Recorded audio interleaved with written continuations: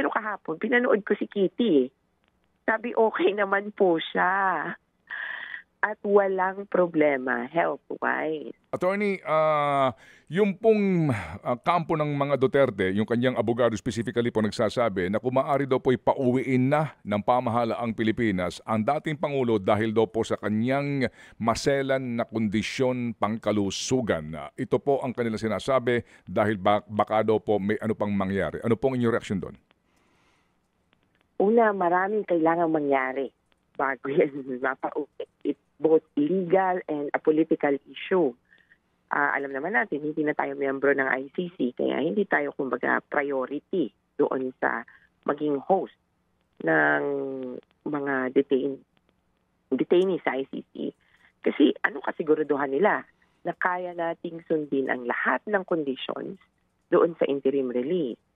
At kung ibabalik ba natin yan or isi-surrender ulit natin matapos ng interim release nila or kung kailangan ng mag-hearing. At yung kabilang banda naman, parang sa papel, awang-awa ka na eh dun sa tao. Sabi nga kahapon, meron ding sinasabi, pinapahagingan itong si Kaufman tungkol sa kanyang deteriorating health condition. At parang sa mental capacities niya, sa mental condition niya, hindi mo na maintindihan wala na daw siyang maibigay na malinaw na instruksyon. Pero kahapon, pinanood ko si Kitty eh. Sabi okay naman po siya.